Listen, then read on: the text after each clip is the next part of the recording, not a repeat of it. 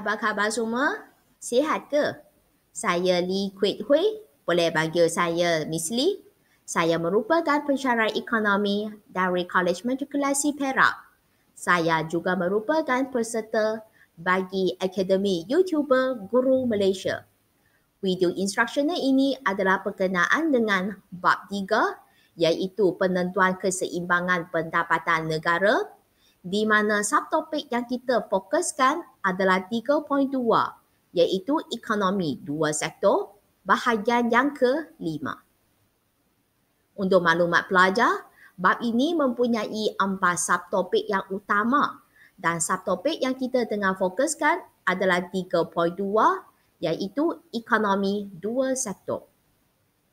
Sebagai peringatan, kita tengah kaji ekonomi dua sektornya, maka pelaku ekonomi yang wujud dalam ekonomi dua sektor ini adalah terdiri daripada isi rumah dan firma sahaja. Okey, jadi untuk subtopik 3.2 iaitu ekonomi dua sektor ini, dia adalah terdiri daripada beberapa subtopik kecil. Dan subtopik kecil yang kita akan fokuskan untuk video instruksional ini adalah berkenaan dengan konsep unit firma. Bagi konsep unit firma ini, terdapat beberapa bahagian yang pelajar perlu kuasai, iaitu konsep pelaburan, diikuti dengan fungsi I iaitu fungsi pelaburan, dan yang terakhir itu adalah faktor-faktor yang mempengaruhi pelaburan. Okey, ingat untuk konsep unit firma, kita hanya perlu kuasai ketiga-tiga bahagian ini sahaja. Okey, jadi sekarang marilah kita fokus yang berkaitan dengan konsep pelaburan. Konsep pelaburan, ingat I stand for investment ya. Definisi dia adalah perbelanjaan firma atas barang modal untuk mengembangkan keupayaan pengeluaran. Okey, ingatlah ini adalah perbelanjaan yang berkaitan dengan firma. Kan tadi Miss kata ekonomi dua sektor itu ada isi rumah dan firma sahaja kan? Jadi apabila kita telah masuk berkaitan dengan konsep pelaburan, ini semua adalah berkaitan dengan firma. Dan perbelanjaan firma itu terhadap apa? Atas barang modal. Okey, itu dianggap sebagai salah satu pelaburan lah. Okey, kita cuba tengok dengan lebih lanjut. Pelaburan ini sebenarnya adalah merangkumi pembentukan modal kelengkapan. Jadi modal kelengkapan ini sebenarnya adalah merujuk kepada barang modal, misalnya mesin, jentera, loji dan sebagainya. Dan selain daripada itu, pelaburan itu juga merangkumi pertambahan inventory. Misalnya kita nak tambahkan stok ke ataupun kita nak beli bahan mentah ke, itu juga merupakan satu pelaburan.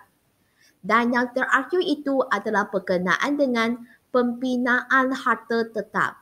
Jadi kalau berkaitan dengan pembinaan harta tetap ini, misalnya pembinaan kilang ke, pembinaan bangunan ke, itu juga dikenali sebagai pelaburan. Okey, jadi sekarang pelajar kena ingat, kalau sebut pelaburan saja, dia mesti berkaitan dengan pembelian barang modal, inventory dan lagi satu adalah harta. Okey? Jadi selesailah perbincangan yang berkaitan dengan konsep pelaburan. Sekarang kita akan teruskan dengan fungsi pelaburan. Ingat, fungsi ini adalah berkaitan dengan lakaran raja ya. Okey, sekarang kita cuba tengok fungsi pelaburan. Dia adalah terdiri daripada pelaburan terarah yang juga dikenali sebagai pelaburan terangsang. Selain daripada itu, kita juga ada satu lagi pelaburan di mana ia dikenali sebagai pelaburan autonomi. Okey, jadi sekarang yang kita fokuskan adalah berkaitan dengan pelaburan terarah ataupun terangsang. Apakah jenis pelaburan ini sebenarnya? Okey, pelaburan terarah ataupun terangsang ini dia adalah dipengaruhi oleh tingkat pendapatan negara. Okey, jadi untuk yang seterusnya, Miss akan ajar anda macam mana kita nak lakar, okey, bagi fungsi pelaburan terarah ataupun terangsang ini. Okey, jadi sila bersedia dan lakar raja tersebut bersama-sama dengan Miss. Okey, berkaitan dengan fungsi pelaburan terangsang, Okey, nak lakar larjah itu seperti biasa, kita memang kena sediakan paksi Y serta paksi X dulu. Okey, dan jangan lupa labelkan yang ini adalah asalan. Okey, sekarang pelajar boleh nampak bahawa pelaburan terarung ataupun terangsang ini kata adalah dipengaruhi oleh tingkah pendapatan. Jadi paksi yang disediakan dekat sini, satu mestilah berkaitan dengan pelaburan dan lagi satu mestilah berkaitan dengan tingkat pendapatan. Jadi untuk maklumat pelajar, paksi Y ini kita akan labelkan dia sebagai pelaburan. Sementara bagi paksi X ini pula, kita akan labelkan dia sebagai Y. Ingat, Y itu adalah merujuk kepada pendapatan. Okey, dan sekarang kita dapati bahawa fungsi pelaburan terarung ini adalah dipengaruhi oleh tingkat pendapatan. Okey, kalau dipengaruhi itu, kelok dia akan berbentuk sedemikian, iaitu mencerun ke atas dari kiri ke kanan. Dan jangan lupa labelkan ini adalah I, sebab ini adalah pelaburan terarung. Okey, sekarang kita cuba tengok dengan lebih lanjut bagaimana pelaburan ini adalah dipengaruhi oleh tingkat pendapatan. Okey, pelajar cuba tengok ya. Okey, katakan ini adalah I kosong. Sentuh fungsi pelaburan terarung, tarik ke bawah. Okey, ini akan jadi Y kosong. Okey, sekarang kita cuba tengok ya. Ini adalah yang asal punya. Okey, katakan sekarang pendapatan meningkat dari Y kosong ke Y1. Okey, Miss tunjuk anak panah ya. Buat dotted line ya.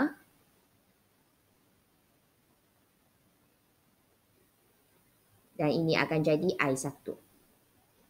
Okey, apa yang boleh disimpulkan dekat sini, kita dapati bahawa pelaburan meningkat daripada I0 ke I1 apabila, cuba tengok Y tu macam mana. Apabila Y meningkat daripada Y0 ke Y1. Dengan reti kata lain, kita boleh huraikan juga. Sekiranya pendapatan meningkat dari Y0 ke Y1, maka pelaburan akan meningkat dari I0 ke I1. Sebab dia sudah kata dia adalah dipengaruhi oleh tingkat pendapatan. Dan apa yang Miss nak simpulkan dekat sini, okay, kita dapati bahawa Y meningkat, I memang meningkatkan. Dan begitu juga dengan keadaan yang sebaliknya. Pelajar boleh tentukan, kalau katakan Y ini jadi Y2, sini akan jadi I2. Okey, kalau pendapatan turun, pelaburan juga akan turun. Ingat, itu adalah bagi pelaburan terarung sebab dia adalah dipengaruhi oleh tingkat pendapatan. Okey, itu adalah berkaitan dengan lakaran fungsi bagi pelaburan terarung ataupun terangsang. Okey, jadi untuk yang seterusnya, kita akan fokus berkaitan dengan pelaburan autonomi. Apa itu pelaburan autonomi? Dia adalah pelaburan yang tidak dipengaruhi oleh tingkat pendapatan. Okey, jadi sekarang juga sama, kita akan tengok dari segi lakaran fungsi pelaburan. Jadi sila bersedia dan lakar raja tersebut bersama-sama dengan Miss. Okey, jadi bagi lakaran raja untuk fungsi pelaburan autonomi pula, okey, seperti biasa, kita perlu sediakan paksi Y serta paksi S dan jangan lupa labelkan asalan. Okey, ingat, kita juga tengah kaji hubungan antara pelaburan dan juga pendapatan. Bermaksud, paksi Y ini kita kena labelkan I dan paksi S ini kita akan labelkan Y, iaitu pendapatan. Okey, jadi sekarang kita cuba tengok yang ini pula. Kita kata bahawa fungsi pelaburan autonomi ini adalah tidak dipengaruhi oleh tingkat pendapatan. Maka bentuk kelok dia akan jadi sedemikian. Okey, di mana dia adalah selari dengan paksi X, iaitu pendapatan negara. Okey, ataupun kita juga boleh kata bahawa bentuk kelok ini adalah bersifat anjau sempurna dan jangan lupa labelkan ini adalah I. Okey, kita cuba tengok ya. Apa yang dimaksudkan dengan tidak dipengaruhi oleh tingkat pendapatan? Okey, pelajar boleh nampak dekat sini Y kosong. Andaikan Y meningkat dari Y0 ke Y1. Cuba tengok pelaburan dia macam mana. Ya, kita dapati bahawa pelaburan dia masih kekal ataupun sama, iaitu pada tingkat I0. Okey, itulah sebab kita kata dia adalah tidak dipengaruhi oleh tingkat pendapatan. Okey, jadi kalau nak huraikan raja ini, kita boleh huraikan sedemikian. Apabila Y meningkat daripada Y0 ke Y1, okey, kita dapati bahawa pelaburan adalah kekal ataupun pelajar boleh guna perkataan tetap ataupun sama. Okey, iaitu pada I0. Masih kekal dekat sini. Okey, jadi itu adalah penerangan yang berkenaan dengan fungsi pelaburan autonomi. Maka selesailah perbincangan yang berkaitan dengan fungsi pelaburan. Okey, yang seterusnya kita akan fokus berkenaan dengan faktor yang mempengaruhi pelaburan. Faktor yang mempengaruhi pelaburan. Kan tadi anda belajar ada dua jenis pelaburan kan? Ya, kita ada pelaburan terarah ataupun terangsang dan lagi satu adalah pelaburan autonomi. Okey, jadi untuk maklumat pelajar, faktor-faktor yang mempengaruhi bagi dua jenis pelaburan ini adalah berlainan dan anda masih ingat ke? Bagi pelaburan terarah ataupun terangsang ini, kita kata bahawa dia adalah dipengaruhi oleh tingkat pendapatan. Itulah adalah faktor yang mempengaruhi pelaburan terarah. Berkenaan dengan pelaburan autonomi pula, kan anda belajar kita kata apa? Jenis pelaburan ini adalah tidak dipengaruhi oleh tingkat pendapatan. Okey, jadi kalau tidak dipengaruhi oleh tingkat pendapatan, dia sebenarnya dipengaruhi oleh apa ya? Okey, kita cuba tengok. Kadar pulangan modal, okey, kadar bunga, diikuti dengan jangkaan ekonomi, perkembangan teknologi, kos pengeluaran dan yang terakhir itu adalah dasar kerajaan. Okey, jadi untuk maklumat pelajar, nanti apabila kita tengah bincangkan faktor yang berkaitan dengan pelaburan terarah ke, huraian kita mesti ada berkaitan dengan pelaburan terarah ataupun terangsang. Dan apabila kita tengah bincangkan faktor yang mempengaruhi pelaburan autonomi, okey, pastikan huraian anda ada berkaitan dengan pelaburan autonomi. Okey, jadi sekarang marilah kita fokus perbincangan yang berkaitan dengan tingkat pendapatan. Tingkat pendapatan negara. Kita kata apabila pendapatan negara naik, pelaburan terarah ataupun terangsang akan meningkat. Okey, kan tadi masa anda lakar raja itu, anda dapati bahawa kelok dia adalah mencerun ke atas dari kiri ke kanan kan? Dia sebenarnya merujuk hubungan yang positif. Okey, jadi Y naik, I meningkat. Pastikan I ini adalah I terarah ataupun terangsang. Begitu juga dengan keadaan yang sebaliknya. Di mana kita kata apabila pendapatan negara turun, I terarah ataupun terangsang ini juga akan turun. Okey? Okey, seterusnya kita akan fokus tentang perbincangan yang berkaitan dengan faktor bagi kadar pulangan modal. Kadar pulangan modal ini sebenarnya adalah merujuk kadar pulangan modal yang dijangkakan. Okey, apabila kita dapati bahawa kadar pulangan modal yang dijangkakan ini adalah melebihi kadar bunga. Okey, apa beza antara kadar pulangan modal dengan kadar bunga? Okey, pelajar kena tahu sekarang anda sebagai seorang pelabur. Kalau pelabur, masa anda nak melabur itu, dia sebenarnya melibatkan dana yang agak tinggi kan? Maka pada masa itu, anda akan membuat pinjaman dengan bank. Dan kalau anda buat pinjaman dengan bank, ada kadar bunga yang dikenakan kan? Katakan sekarang, kalau kita katakan kadar bunga dia adalah tinggi, kos pinjaman anda juga akan tinggi.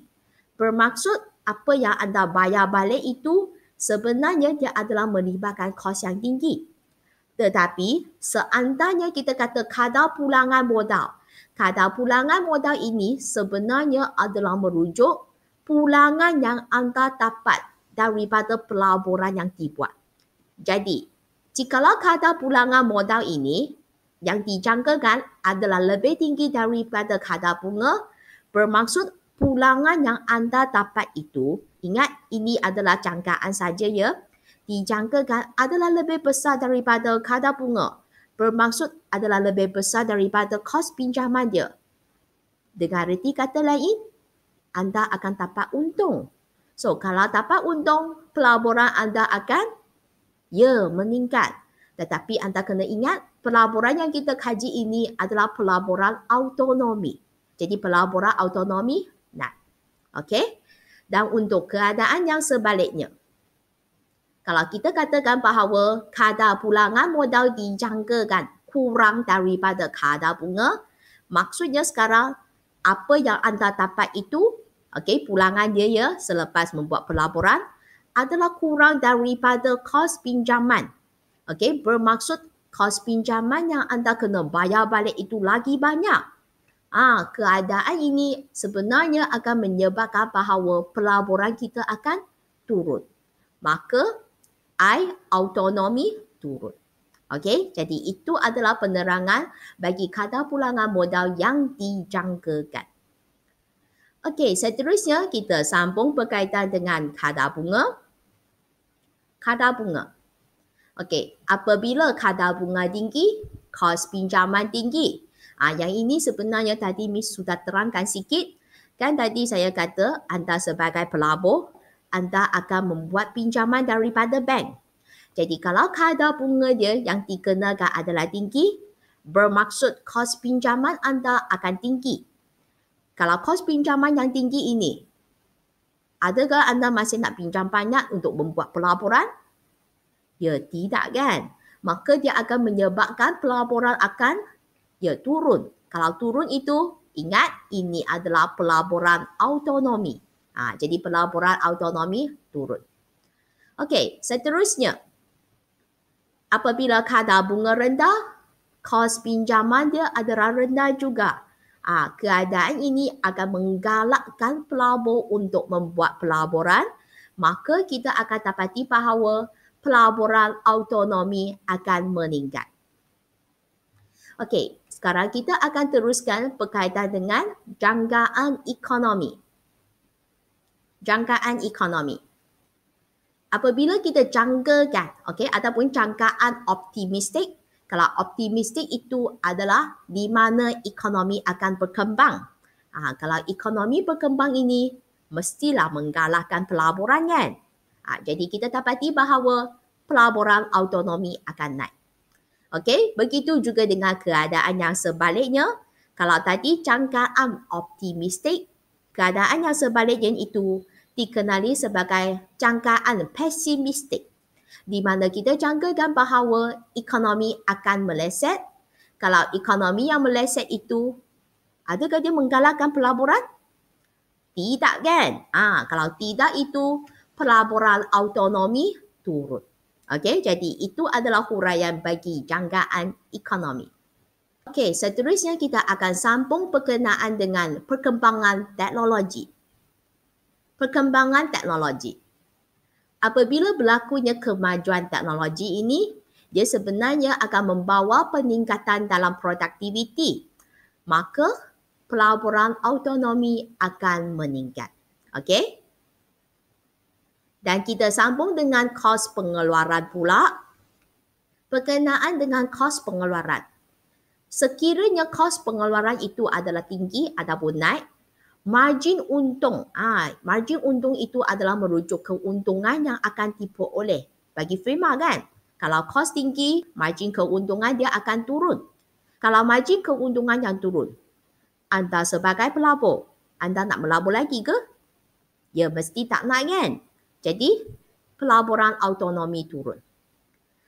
Untuk keadaan yang sebaliknya, apabila kos pengeluaran turun, kita akan dapati bahawa margin keuntungan dia akan naik. Jadi, dia sebenarnya akan menggalakkan pelaburan. Maka, pelaburan autonomi naik. Okey, itu adalah penerangan bagi kos pengeluaran. Dan yang terakhir, kita akan bincang pasal dasar kerajaan. Okey, dasar kerajaan. Dasar yang menggalakkan pelaburan adalah seperti penyediaan kemudahan infrastruktur. Okey, maksudnya prasarana yang disediakan itu adalah lengkap.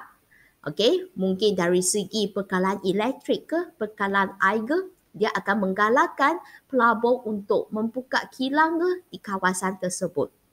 Menggalakkan pelaburan kan? Maka, ya, pelaburan autonomi naik.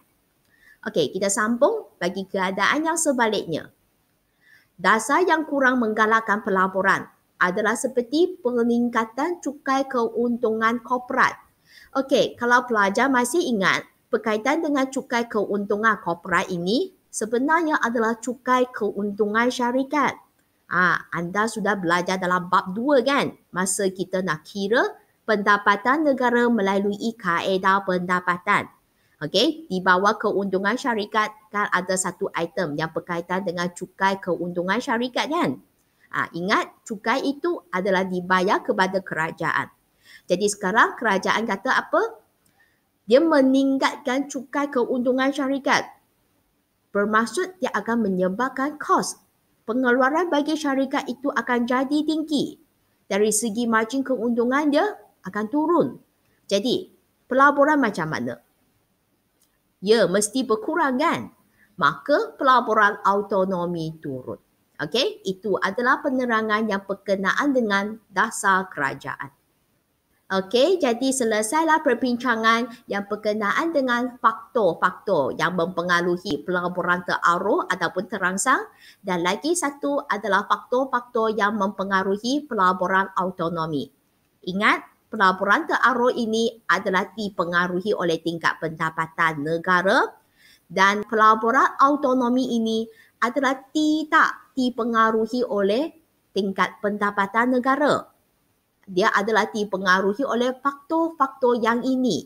Misalnya kadar pulangan modal yang dijangkakan, kadar bunga, jangkaan ekonomi, perkembangan teknologi, kos pengeluaran serta dasar kerajaan. Okey, ingatlah faktor-faktor tersebut. Adakah anda boleh memahami apa yang Miss telah sampaikan tadi? Jikalau anda rasa penerangan Miss adalah jelas serta mudah difahami, jangan lupa sila beri sokongan kepada Miss dengan subscribe channel Miss, like serta sharekan video ini kepada rakan-rakan anda. Okey, jangan ketekut dari segi perkongsian ilmu ya. Okey, untuk sesi yang seterusnya, kita akan sambung dengan sesi soal jawab. Okey, adakah anda sudah kuasai betul-betul berkaitan dengan konsep pelaburan, fungsi pelaburan dan juga faktor-faktor yang mempengaruhi pelaburan? Jom, marilah kita masuk sesi soal jawab. Sesi soal jawab. Soalan dia. Pelaburan terarah juga dikenali sebagai apa? Okey, nama lagi satu adalah pelaburan terangsang.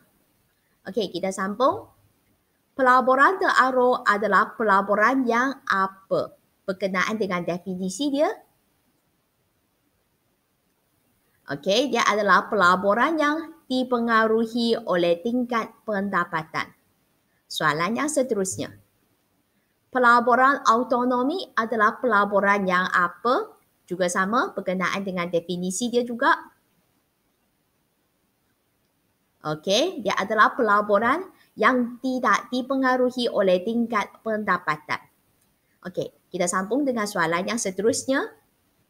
Soalan dia. Senaraikan 6 faktor yang mempengaruhi pelaburan autonomi. Kan tadi kata dia tidak dipengaruhi oleh tingkat pendapatan kan? Okey, jadi apakah faktor-faktor yang mempengaruhi oleh jenis pelaburan ini? Okey, Miss akan cuba beri beberapa gambar sebagai panduan untuk dapatkan jawapan dia. Okey, gambar yang pertama, yang kedua, ketiga, keempat, kelima dan yang keenam. Okey, cuba fikirkan jawapan dia.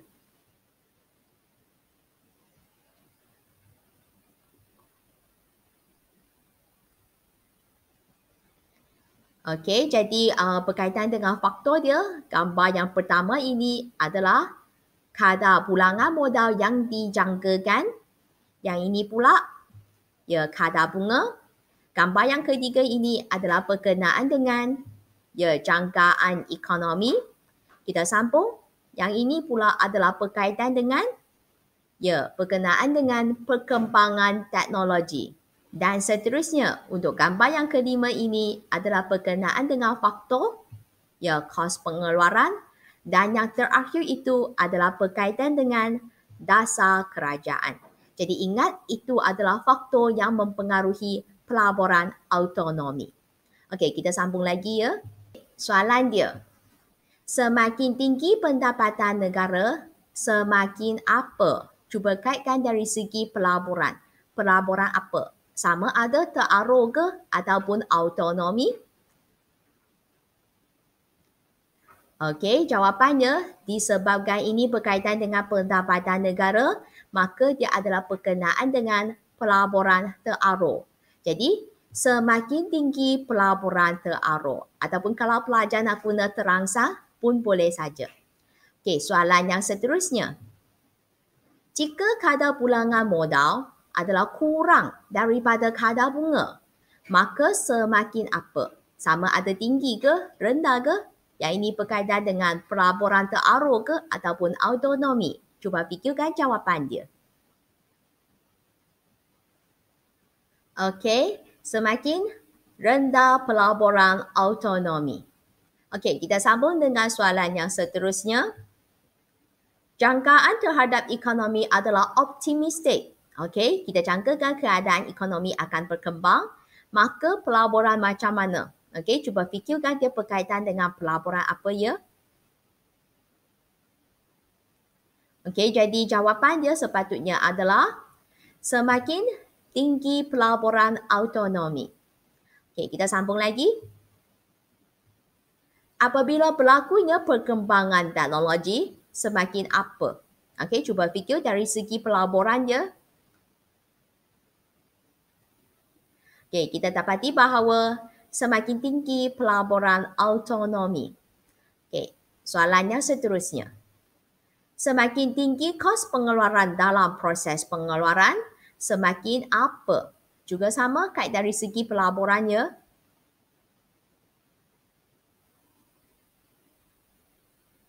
Okey, jadi kalau kos pengeluaran yang tinggi, margin keuntungan rendah kan? Jadi pelabur akan kurangkan pelaburan. Tapi ingat, pelaburan ini tiada kaitan dengan pendapatan. Bermaksud dia adalah pelaburan autonomi. Jadi semakin rendah pelaburan autonomi. Okey, untuk soalan yang terakhir. Dasar kerajaan di mana cukai keuntungan syarikat dikurangkan. Jadi semakin apa?